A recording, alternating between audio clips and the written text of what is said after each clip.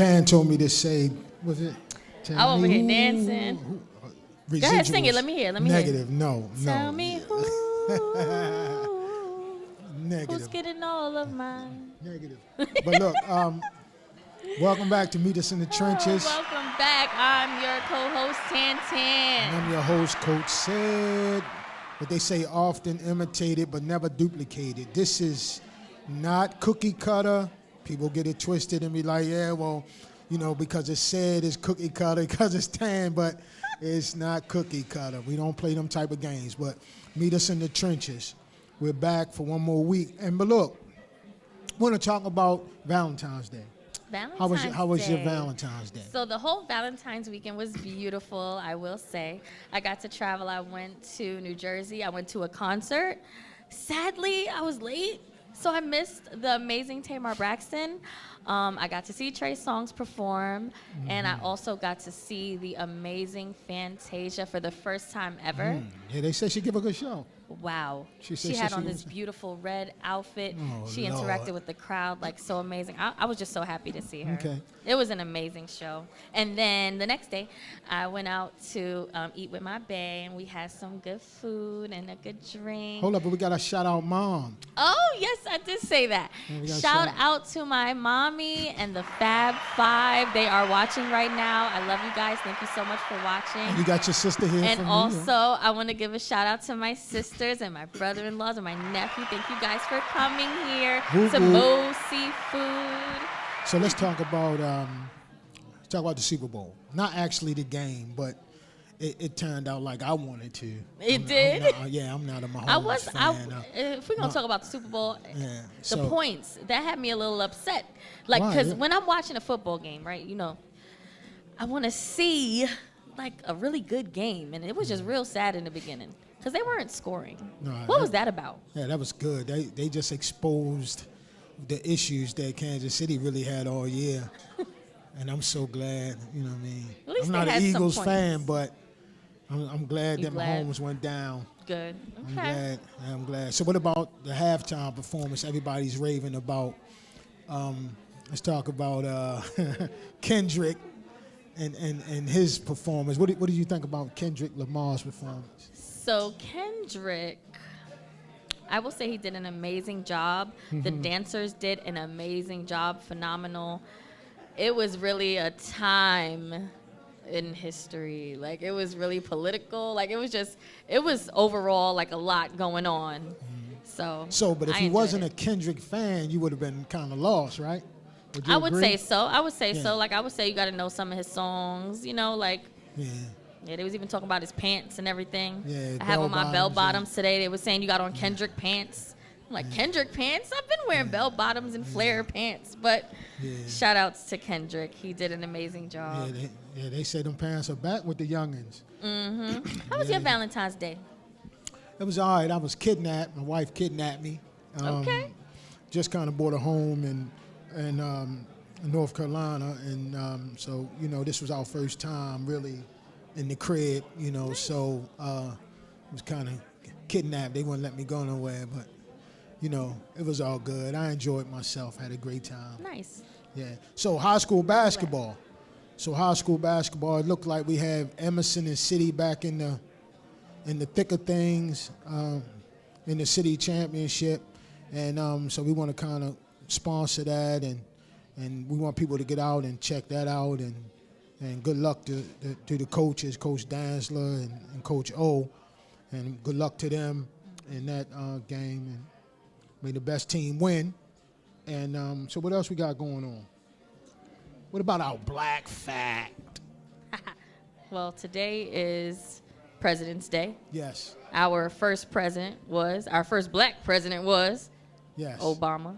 Yes. Shout outs to Obama. Shout outs to and making history. Did we miss Obama? Did we miss President Obama? I do, and I'm sure a lot of people do. I still see comments on social media circulating. We miss our president. I still call you my president. Like, I still see that. So definitely. Okay, so you a Trump fan? We going there. Trick question. I'm gonna leave that alone. Are I'll you? leave that alone. Negative. Negative. But we come back, we got Coach JJ in the building from Milford and a couple of his running backs. You know, we like to talk ball. And Coach JJ is one of those guys that we like to talk ball. We talk ball on Facebook a lot, so I was kind of excited to have him on. And what do we got next? All right, and then we have Dr. Shields coming in a little later after that. So we have an amazing show for everybody today. We're going to be learning a lot and talking about a lot. It's just going to be amazing. Yep. Shout out to our sponsors, Mo's Seafood, Tone Drone Productions, Brainstream Media, and Play It Again Sports. Timonium. We'll be back in a short minute.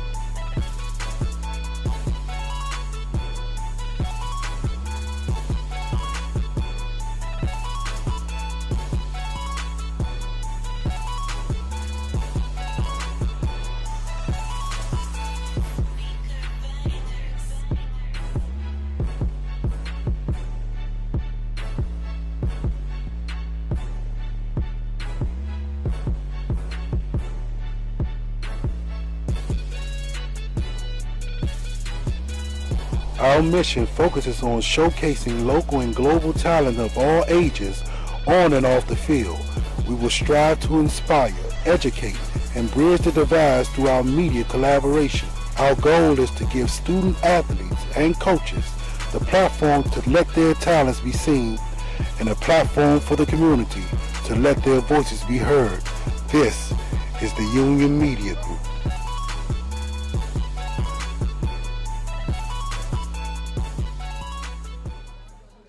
Who's getting on my love residuals? Good, you Is sound it? good. Is it? Yes. Okay. Yeah. Well, welcome back. Welcome back. Meet us in the trenches, part 2, and we have the Milford Mill running backs coach, Coach JJ. We got him on. I've been wanting Coach JJ to come on for a while. We have running back Mr. DJ and Mr. Raymond. Mr. Raymond is chilling with the front, saying, you know what I mean? Yeah, that's how he do. But I want to ask Coach JJ how long he been at Milford and what got him introduced to coaching running backs at Milford, and where did he play? Where did he play, and what got him into coaching? That's a lot of questions, right? I know, man. Okay. Take it one by one, baby. Coach JJ Miller Pride. I've been at Milford. This is going into my 3rd year now, and I got there. I'm a 2005 alum of Milford Mill, and I just thought it was time to go back home. One of my fellow coaches, Robert Jackson, he got me on the phone one Saturday morning and just kind of got my ear.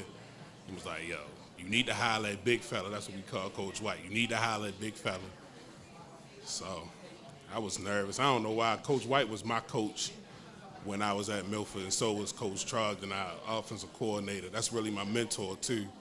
So I hollered at Coach Trog just to test the water. He said, bro, you come back, I'm ready. So just say the word. And then it went smooth from there. So, and then what was the rest? You asked me like 20 questions. What was the other one? What got you coaching? Where did you play? And shout out to Coach White and Coach Trog.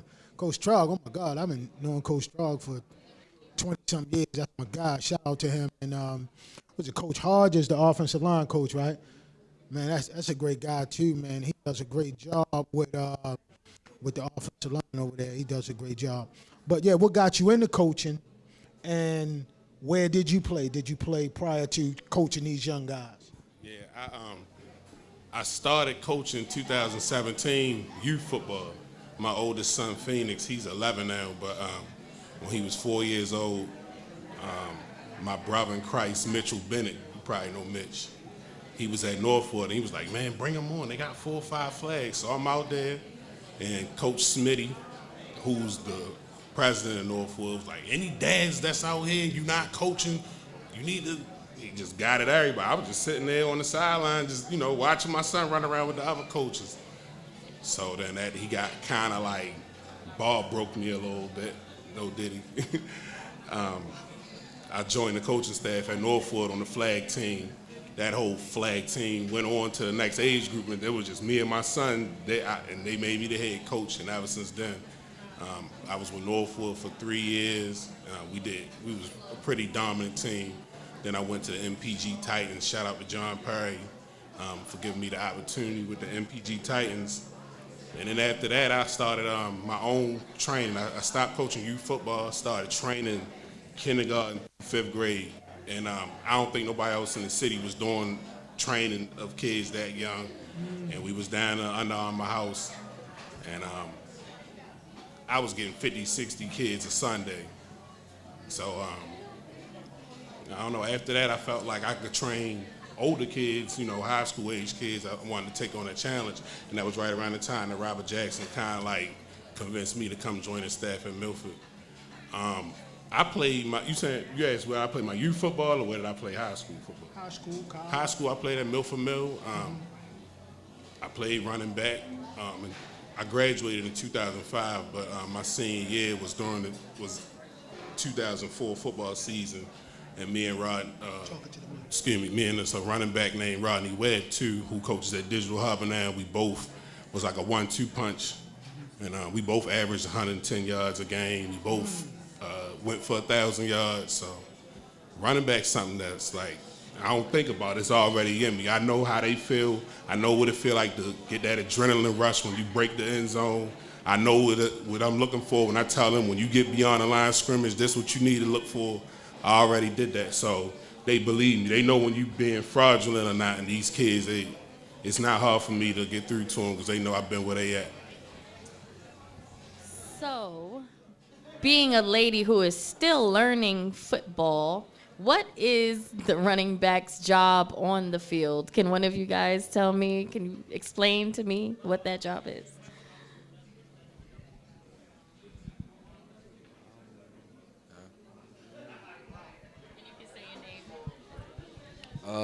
I'm Raymond, class of 27, and to me, you just gotta fight for more yards. You gotta do what you gotta do for your team.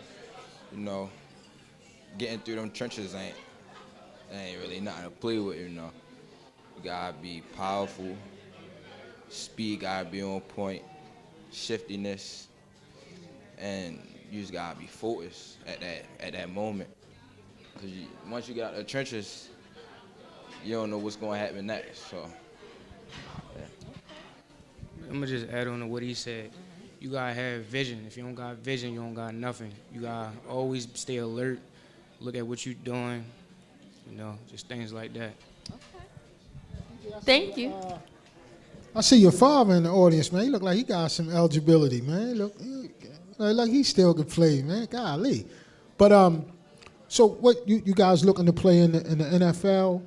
You looking to play NFL? That's a trick question, right? Because I tell guys all the time that while we looking to play in the NFL, we ain't even got to college yet, right? So we trying to, the object is to go to school and make the school pay for your education. That's the object. So if somebody tell you or ask you anything about the NFL, we ain't trying to hear that. We ain't trying to hear that just yet, right? When we get into college, then we'll think about playing in the NFL. But other than that, man, we just trying to get one of those colleges to pay for us to go to school. So let me ask DJ. Let me ask you a question, DJ. What do you like? What do you like to run? Are you a zone scheme guy or you a gap scheme guy? Like what do y'all run at Milford? Y'all a zone team or or your gap. You need your coach for the cheat sheet. No, we're a zone scheme team, and our philosophy mirrors the same philosophy that Sean McVay with the LA Rams, Matt LaFleur with the Green Bay Packers, and Kyle Shanahan. Our offensive philosophy is built on the same premise that theirs is, which is all rooted back to Mike Shanahan's offense with the Denver Broncos and Alice Gibbs. So on that note, so y'all run a lot of stretch zone, right? There you go. So in stretch zone, do you cut back a lot? Your preference, do you like to cut it back, or is your preference is to take it to the perimeter? What's your preference? I mean, if I see an opening, I'm gonna cut back. But if it's not open, I'm gonna just run what they tell me to run. Yeah, I'm looking at Raymond. He looked like he like to cut that thing up in there. He looked like he like to cut that thing up and get the tough yards. Is that what it is? Get a mic to Raymond. You like the tough yards? Yeah, I cut back a lot. I ain't gonna lie. But, You look like you like to cut back. I want to be more of a like a track star on the field. Once I get to that sideline, I gotta just learn how to turn the jet on, you know. Yeah, well, look, shout out to Coach Hodges that has to teach the outside zone because that's pretty tough. Because really, they just have one job, and then you guys got to do the rest. So really, to be honest with you, you have the toughest job, but they gotta get it going. They gotta get the beef moving. And my question is for you guys, DJ and Raymond. What's special about Coach Lee, your coaching staff, your team, and your school? What's special to you about them? They all make it easy. They all help us. They help us figure out what we gotta do. Like the whole gap scheme thing, they just help it out. They make it simpler for us. Yeah, that's pretty much it for real. But like my favorite moments for real is like pre-game when we warming up. You know, the music loud in the stands. You know, I mean just like that adrenaline feeling. It's ready to go. What's one of your favorite songs to listen to? Like while you warming up? Like what you listening to? Well, you know, I like a lot of Young Boy, but yeah, but like mostly I say like Meek Mill, yeah, calm warm up for real, and then after that it's time to lock in. DJ, you want that same question? Yeah, Meek Mill, like 5 a.m. in Philly. That's my song for real. To go back to what we run wide zone, we don't really run outside. Or we run a mix, but our base is more wide zone. And I say that because it's his own world. Yep. Even though his own, you know, the linemen are attacking different things than regular inside and outside zone in a violent way. And in our offense, the running back controls everything. You control how fast the defenders get to the point of attack. We actually got a second read in the middle of the play, and it's very difficult to teach. So that's where I kind of come in, where I gotta kind of get them to unlearn a lot of the things that they've been taught from youth football. Most of the time, youth football teams is gap scheme, run through the 6-hole, hit the outside. But in wide zone, we work back to the inside, which trying to get kids to like understand the cutback and all that, and not doing it too early or staying on your track before you do that. It's a daily thing. We at this every single day, so we really married to that. We don't just pepper that in here and there. That's what we do. That's our calling card, and we proud of that. And it's produced a lot for us. Shout out to Larry Mitchell. He once told me, like the guys are not there where they supposed to be defensively. I mean, when you come to things that's like, untraditional defenses. So when you get them, it's like, damn, it might be something you never seen on TV before. So it's like, how do you block that, and what's our cutback based on that front? So it's like you hate playing teams that run a 2-9. You know what I mean? You're like, damn, what the hell is that? But but it is what it is. So you got to just find it and take it to that next level. My question is for you, Coach. So I have a two-part question. So what is it that you want these guys to take away from this experience? And I also want to know, how are they in the classroom? Like, academics are really important. So just want to talk about that as well. What's something that I want them to take away? Well, it's a funny story. Our starting running back couldn't make it. He's under the weather, Damon Ferguson. But he's one of the most highly recruited running backs in the country. He's an ESPN-rated 4-star. And a lot of what Drew coaches to him, he goes on these college visits, and they sit him down in we call it the lab, but they sit him down in a film room, and they have him walk through the play. And the fact that we go over these things on a weekly basis, I'll snatch, we call him Noodle, but I'll snatch Damon from a squat rack and make him come sit in the hallway. We get on a whiteboard, and then I send him back into the weight room after we finish just to keep him sharp. So what I want them to take from once they leave Milford is I want them to be fully prepared for whatever level they plan at. So it's just a physical thing that they need to adapt to, and not the psychological part of football. And then as far as classroom, we really have a no tolerance policy at Milford for anything that's below standard. Even after football season is over, we start weight training in January. If you didn't excel during the second marking period, you're not coming in the weight room. So that provides them incentive to stay on their books throughout the whole year. Spring football comes around, we actually back out of the field for 12 practices. So you don't want to be the kid that did good all 3 first quarters, but now you can't be out there in the spring. We going through plays and installing new things, and you can't be there because you didn't do what you're supposed to academically. Well, I'm sorry, one more. But I just want to say, it's 2 phases in the game of football, right? Talking to DJ and Raymond, right? It's 2 phases that you got to learn. One is the practical phase, where you're out on the field, running around. Everybody can do that, right? Like, everybody is fast. Everybody is strong. Everybody got a little wiggle to them. But the most important part of the game is the theoretical game. So you got the practical part and you got the theoretical part. What you want to learn and focus more than anything else is the theoretical part, because the practical part, that's from your parents. That's your genetics, right? So learn the theory part more than anything. So when you go to when the coach sits you down in the lab and he start asking you questions, that's what's going to get you the bread. That's where the bag going to come in. Because when you go out on the field, everybody can run. Everybody can jump. So learn the theoretical part of the game, because the practical part, you'll get that just by going outside playing basketball. And you guys, y'all playing in Milford, so I know y'all working pretty hard on the practical piece. And I have another question for you guys. What are your personal goals for yourself on the field and off the field? On the field, first I want to make it to college. I want to go to a good college. Then I want to make it to the NFL. And off the field, I would like to start my own business or engineering, something like that. Well, on and out the field, one of my goals now is basically consistency.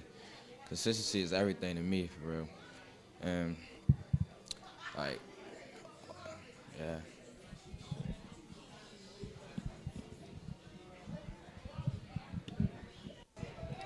So he said consistency, consistency is good, because there's a lot of stuff going around, and guys trying to bait you in to do just stupid stuff, you know what I'm saying? So being consistent and focused is good. But I want to thank you guys, man, because DJ and Raymond, shout out to your parents, man, because you're very articulate. You speak really well, and I'm just proud of you guys, because to play for Milford is tough. And shout out to Coach White. And you playing for a pros pro. And then you got Coach Rice coming on. So, oh my goodness. So you're going to learn the theoretical piece from a pro's perspective when you guys get back to school. So that's pretty big. But any more last things you want to say, Coach J.J. Lee, before you go?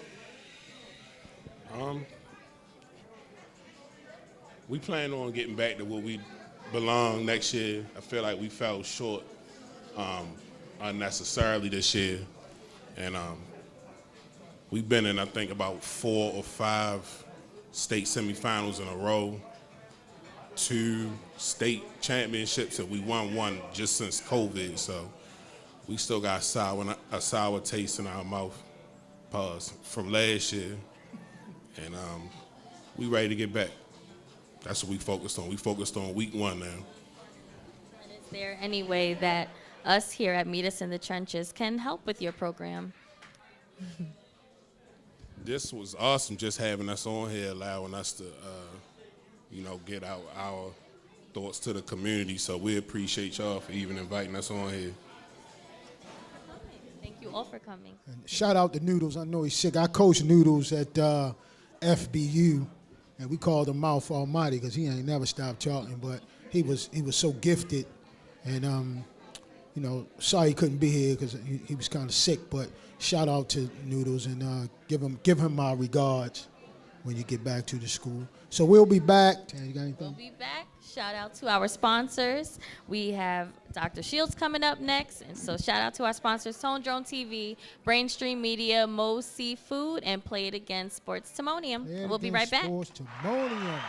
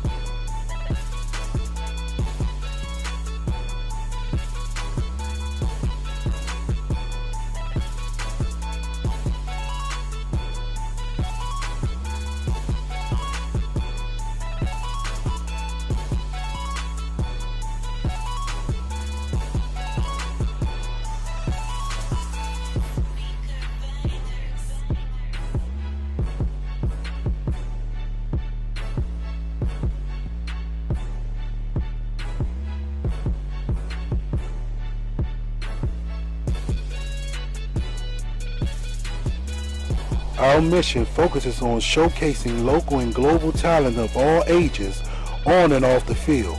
We will strive to inspire, educate, and bridge the divides through our media collaboration. Our goal is to give student athletes and coaches the platform to let their talents be seen and a platform for the community to let their voices be heard.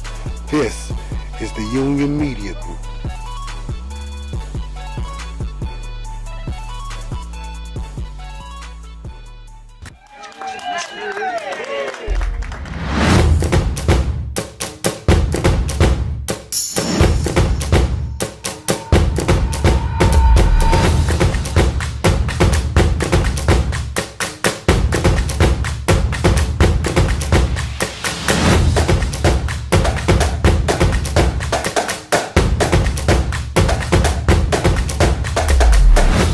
Welcome back. That's the Welcome Back Carter version.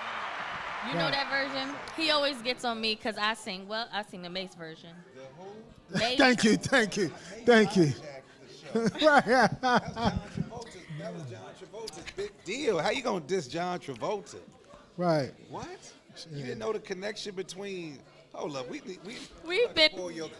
have been having a music debate this whole time. We are here with Dr. Shields. Can you please introduce yourself and tell the audience where you're from, what you do, and why you keep making fun of me and my music? Just kidding.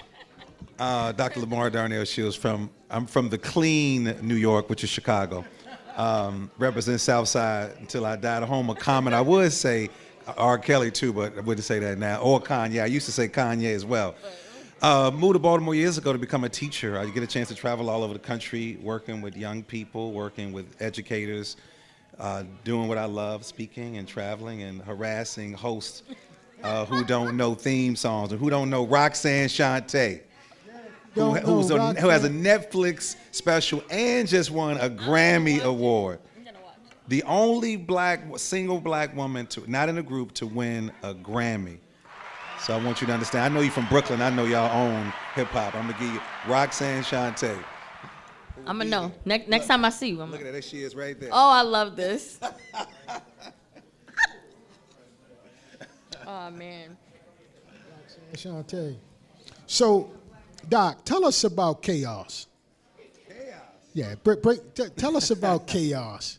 Wow. So, well, first of all, I wrote a book maybe about 6 years ago called What I Learned in the Midst of Chaos, The Making of an Ubuntu Teacher. So the concept of Ubuntu comes out of South Africa. I first heard the word from Bishop Desmond Tutu, Nelson Mandela, and Trevor Noah. Now, I didn't meet any of those people. I'm just name dropping, okay? And so Ubuntu means that we are connected, that we are there. It's bigger than diversity. It's bigger than all of those words that are being hijacked right now, but it talks about a collection of individuals who have same thought. And so I wrote a book about growing up in Chicago in the 80s and early 90s, about a group of black, brown, black, Latino, Caribbean boys who grew up on the South Side, who all took care of each other. Our dads weren't involved in all of our lives. Some of them were. Mine was not, and not directly, but most of us raised each other. We were all athletes, so we were in the stands supporting one another. If you watch Boys in the Hood, the scene, we took the SAT, we take the ACT in Chicago. So it was a bunch of brothers who we all grew up together. Common was not, he grew up in a different neighborhood, but at the same time. And so we were some Catholic school boys who were straight out the hood. And so I wanted to honor those brothers, not just about our brotherhood, but also about the work that I was doing around education. So in the book, which I wrote, I want to say 6 or 7 years ago, I sort of pay homage to those brothers. And we're connected. We started a scholarship fund in honor of one of my best friends who was killed, going back to Boys in the Hood, very similar to that. We were going to Morehouse and decided I just wanted to honor those black men who are now black men, and just celebrate the good things that are coming out of some of the rough cities around. So thank you for asking about the crew. Absolutely, man. Dang. Can you also tell us about your Shortcuts show? Can you elaborate a bit on that and what inspired that? Shortcuts. The one that Roxanne Shante is going to be at March 15th, and you said you didn't know who she was? She is going to be, see, I heard somebody back there say, wow, I ain't going to point them out. Hey, sister. Roxanne, let me just say this real quick. Roxanne Shante is the official battle rapper. I mean, I need people to understand. She was the, official battle rapper. So we do, the Shortcut Show is a national storytelling series, and it's an opportunity for disparate people of color to get on the stage like we are here to share our stories. We only choose black and brown people. We choose a theme. We just had a theme called Black Love in honor of Black Love. And so we had a good friend, Larry Lancaster, his wife, Kim, who are entertainers, and we choose a variety of individuals. Each individual gets a story coach, which is dope. So even if you are a speaker or a teacher, you still get a story coach. We work with you for about 2 months to help you shape your story. And so the show that we're doing March 15th is in honor of you. March is Women's History Month. And hopefully our president won't hijack that day, because he is, I think, married to a woman, okay? And so March 15th is to honor women. And so at the library, when we do our shows there, we always choose a celebrity storyteller. And Roxanne Shante, when it comes to someone who is about grit, who is about grace, we thought it'd be great to pull her here. But not only her, we have 5 folks who are from Baltimore who are also going to be sharing their stories. And all of those stories, this theme is called You Don't Own Me. It comes from a song about grit and grace, how black women like you, even when I cracked on you about Roxanne, you carried it with grace. And so this particular show is to honor how black women have always carried themselves with grace. And so on the 15th, at the library, we're going to be bringing her and also 5 other storytellers. And it's open to anybody. It's free. We're always looking for storytellers because we all have a story. And it's not a TED Talk. It's not comedy. It's you literally get on a stage with a microphone and you share a story that is yours. You don't tell a story because we don't tell on people. So you're giving someone a gift. So when you grab the microphone, we're saying you're sharing a gift with us. And so I'm honored to be the executive producer. And TJ, the producer here, also gets a chance to film us as well. So it's a great opportunity. So I thought it was going to be like a concert, but it's like, that's what I thought. Like, well, sometimes it does turn to a concert because last year we had Raheem Devon. We talked about historically black colleges. People don't know Raheem went to Coppin. I'm not going to get into his story. In October, so all the women just thought he was going to come and sing, but he did sing. October, we had Dana Dane, who's another natural storyteller. We brought him in October around Halloween. And so then Roxanne Shante. So eventually, brother, you are right. It does turn into a concert. That's because right. you get somebody like Raheem, Dana Dane, right. Shante, they're going to want to perform. But it's really about sharing those stories. See, last week she had on her Timberlands. And I said, yo, you look like you ready to go back. She ready to go back. Like she ready to go back. She ain't had so earrings look, on the this. 15th, right? You had earrings, bamboo in it? Yeah, she like had a LL bamboo. Cool J said, Yeah. There we go. So on the 15th, we come and we going to wear our Timbs. Okay. I'm telling And you. you going to the joint. Now, I'm not going going to tell her you didn't know her. I'm going to tell her you from New York, and I'm going to leave it right. I wouldn't put you out there. I'm going to tell her because I'm going to be in the audience I'm going to be in the audience like, she didn't know you. Yeah, I'm not going to put you out there. But again, her story is so amazing, not just to get the Grammy that she did, the deal she signed with Netflix. I mean, people can go and do the research. I mean, nobody signed a deal. When she explained it to me, she was like, yo, every time you pay for that film, I get paid. That's a big deal. And so I'm so excited she agreed. And you know what's interesting? I love black folks. She said, well, Dr. Shields, once I get a Grammy, that price goes up. I said, let me be real clear. That price may go up, but it ain't going up with me. Right. Black folks, we always want to hook up, right? Yeah. Even with a PhD, I still want to hook up. And so she was like, I'm going to come and support. All right, so rock your Timbs, all right? I will. And So, after well- today, I'm doing my research. I will know. Okay, I'm going to know. I want to know, what's your proudest professional accomplishment thus far? What's your proudest? Do you have? Wow, my proudest professional, I would say being a father.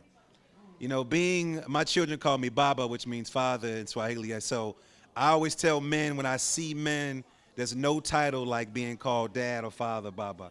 So even though it's not professional, my children, everything I do, my life, my breath, my veins, the blood, is all about my children.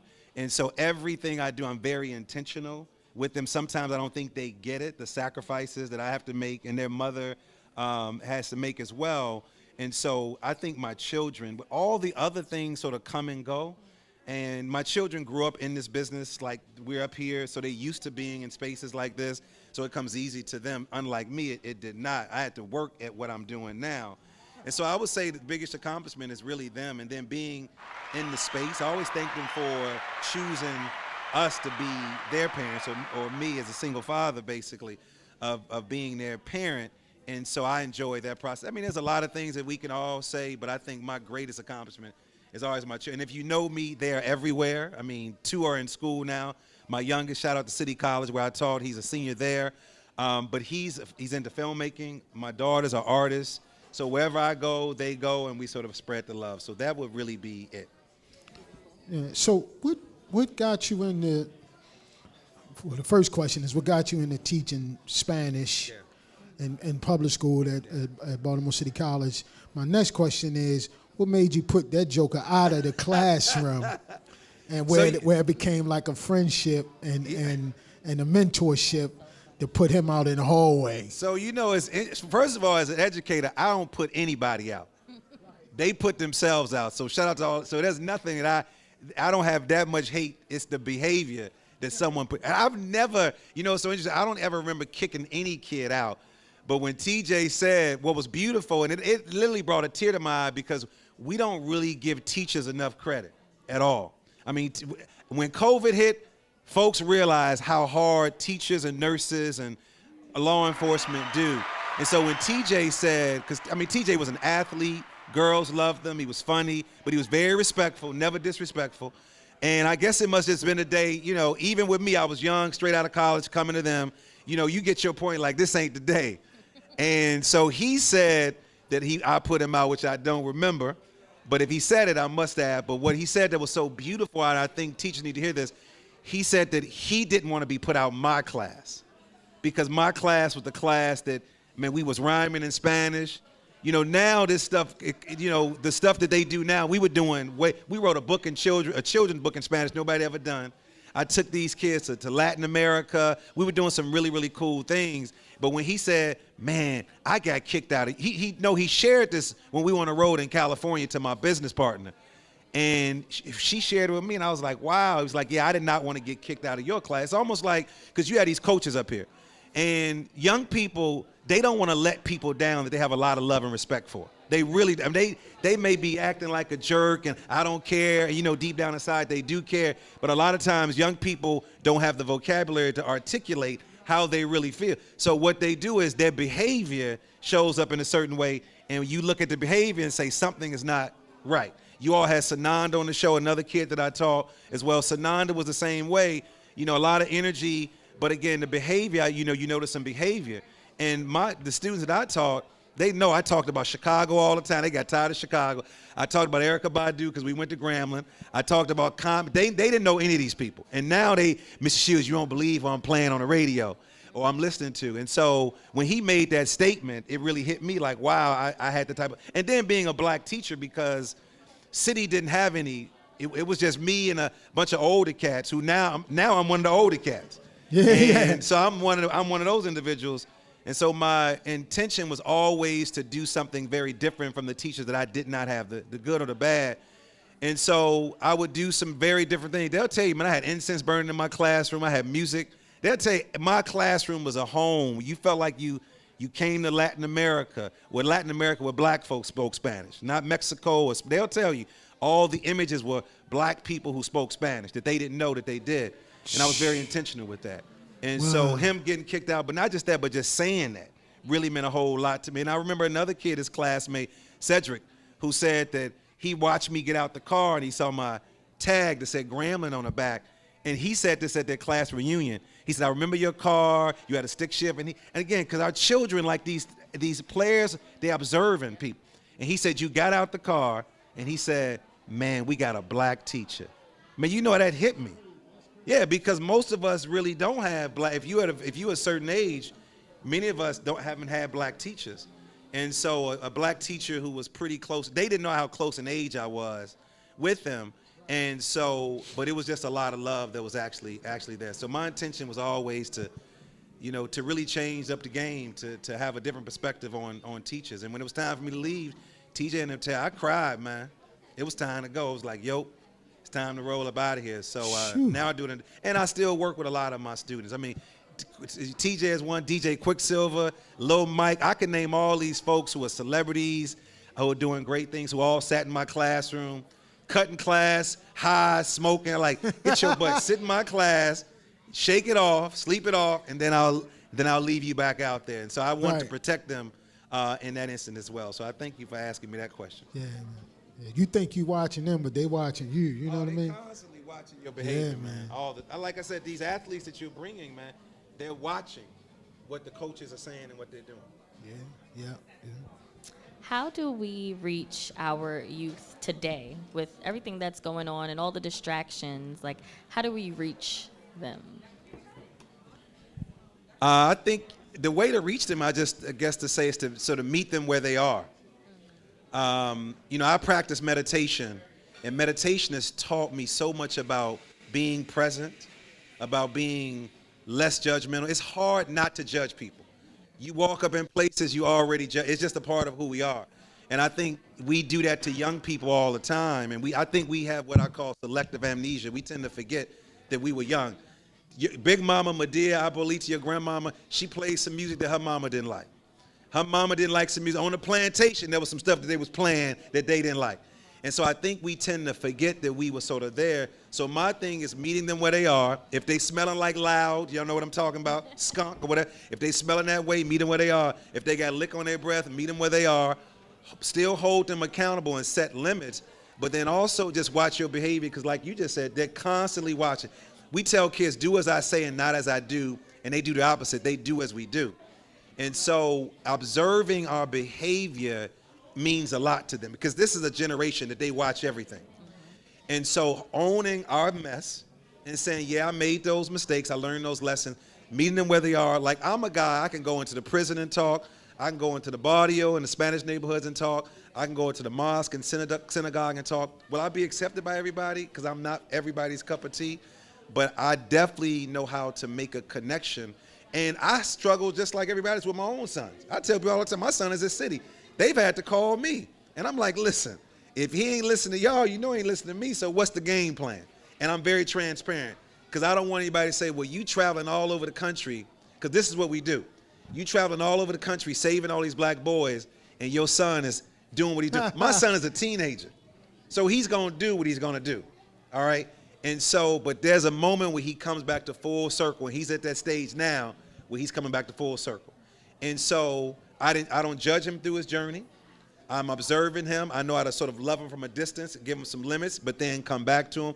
But then I also know how to bring a tribe together that when he not listening to me, my son has a database of brothers he can call to say, man, my Baba's tripping. But all the men gonna say the exact same thing, and he's gonna say this, man, you sound just like my dad. Because we already, the game plan has been set. And so meeting people where they are and being less judgmental, because this is a generation who are tired of us just being critical. But we were all critical, we do it all the time. We really, really do it. And so again, my goal is with the practice of, like I said, my practice of meditation, it helps me to be less judgmental than more judgmental. And it's, you know, there's no perfect, meditation is a practice. You know, it's not a cure-all. So that's a good, thanks for asking that question. You say meet them where they are, which is great. And we say meet them in the trenches. Meet them in the trenches. And be have on your Timberlands, right? Don't have your church shoes on. That's right. But man, I'm glad you said that, because man, my son now, he's so regimented and so structured, and he's so disciplined, and he goes about his business every day. He goes to Mount St. Joe. He starts on the football team, plays center. But it's like he get in the car, man, he don't want to talk. You know, and I gotta like, he put his earphones on when he get in the car. So I gotta be like, yo, like, how was your day today, man? Like, is everything good? He give me that look like, it was all right, Dad. Yeah. And then just right back into, I'm like, Dad. So I was telling my wife yesterday, right? I said, it's just kind of, it's almost sad that he's so regimented and he won't open up. Like, it's all about training for football. It's all about homework. But I'm like, yo, when you gonna be a kid? Like, you know. So talk about that, man. Tell me. I'm asking for advice today. No. Listen, brother. Like, I need some advice. We man. both are learning. I mean, the fact that you know, I wish if it was standing room in here. The fact that you in his life is a standing ovation right now, because we say that black men are not involved in children's lives, and I always tell people I don't know what you're talking about, because my network is. I would continue having the conversation, because my son is the same way. But what he does is, I realize he'll take one off and he'll keep the other on, so he's still listening. But he's listening his own way. The days of your father say, man, take those headphones off, I'm trying, because you don't want to get into that fight. And for all the coaches and the parents that are out there, one thing I've learned, I can know if TJ and his mother had a bad day, and what's gonna happen is gonna hit me. So as a teacher and a father, I don't have deep conversations with my son going in the building, because I know I'm gonna get a call, because they ain't, as Kendrick Lamar said, they ain't built like us. So they built very different. So if I send him in there and he already struggling, I'm gonna get a call, he's in the counselor's office. So I respect the teachers, I respect the security guard, and I gotta go to the gym, and I don't want nobody to disrespect my time and say, yo, you need to come pick your son up. So continue the conversation. Don't ask open-ended questions. How was your day? Be very specific. Because girls, if this is my daughter, when you say, how was your day? She gonna give you well, Keisha was there. You know, I can't stand Keisha. You know Keisha, who says she's from Brooklyn, but she really from Staten Island. Keisha with the big earrings. She gonna give you the 411. With boys, it's very different. Or men do the same thing. How was your day? It was good.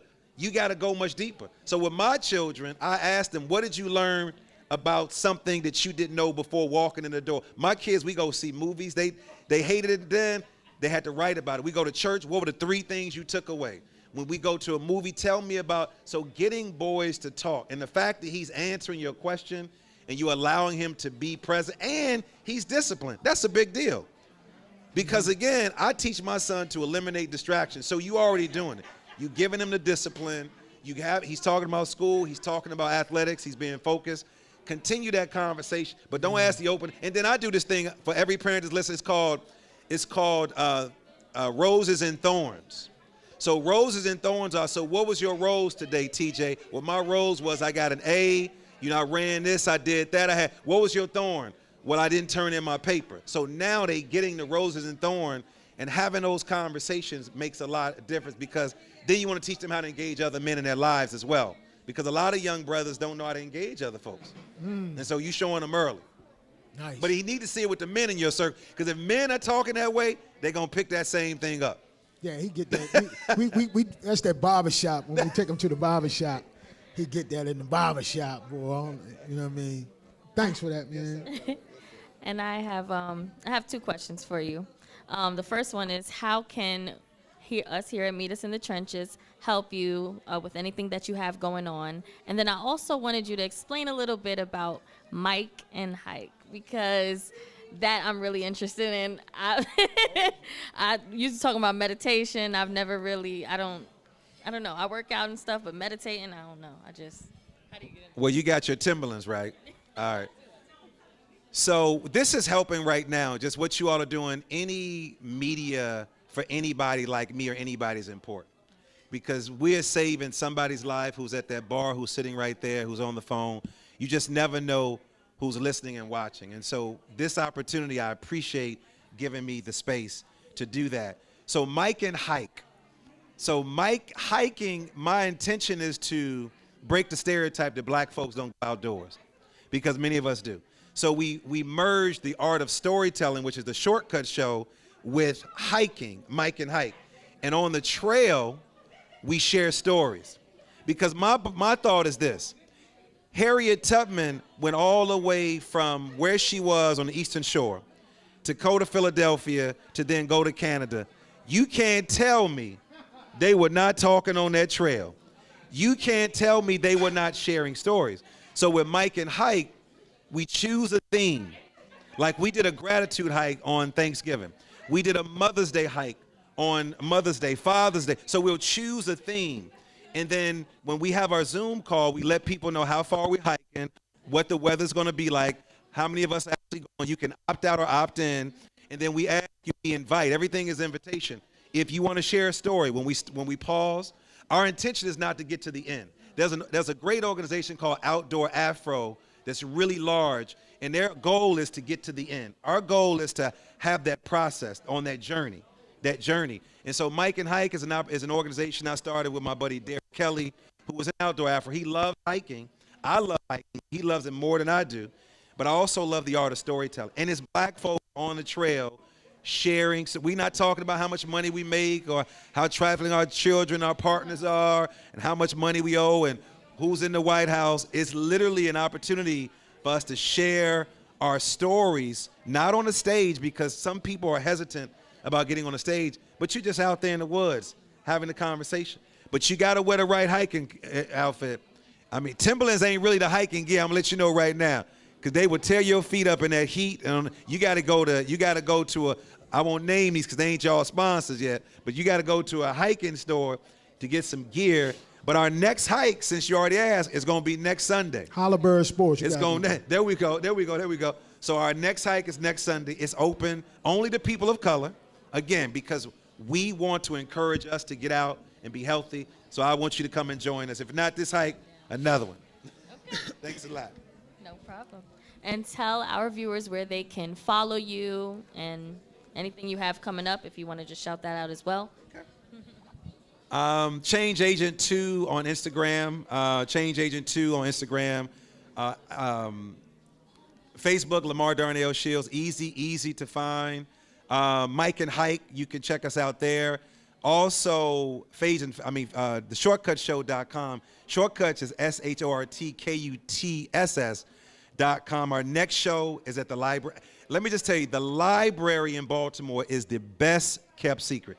I saw, not only did I see Questlove there, Ketanji Brown there, Eve there. It's the best kept secret in the city. Our show is going to be March 15th at the library, and our other show is going to be at the Reginald Lewis Museum, which is going to be this summer, so March. And then we're doing this show called Last Night, A DJ Saved My Life, where we're bringing together some of the dopest DJs in the city to share stories about the DJ. And then we're doing one in the anniversary of the Million Man March, which is going to be the 30th. And then we're doing one for fathers, brother, on Father's Day. So definitely check us out. And I'm drlds.com if you want to check out all the books that I've been writing and the lectures that I've been doing. And I speak at baby showers, bar mitzvahs, weddings, quinceañeras. I got kids in school, so I'm always looking for that bag. So I appreciate you. Thank you. I love that. I love that. March 15th, we gotta be there. I want to go everywhere. I want to go hiking. absolutely. I want to go on the 15th. And then you said the DJ thing. I have a DJ set at home that I need to practice on a little more. So, yeah, So she could tell her story about how I learned to DJ and all that good stuff. Yeah. But no, this was an amazing, amazing, amazing show. Thank you again to Coach Lee, who came in earlier with the players. It was amazing. Thank you so much for coming. Honestly, it was very inspiring for me. So thank you, and I have a lot of research to do once I get home. And I'm coming on the 15th. But thank you so much for coming, Sid. It was great. Shout out to our sponsors, Tone Drone TV, Brainstream Media, Moe's Seafood.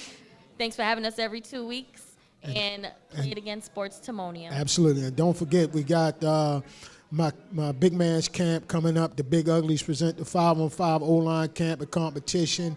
It's a team event, so it's 12 and 13U and 14U combined. It's going to be at Cunyon Field, Edgewood, Maryland.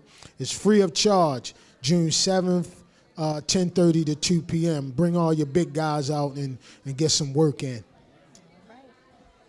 We'll be back in another 2 weeks. Thanks for tuning in. We appreciate you all. Welcome back.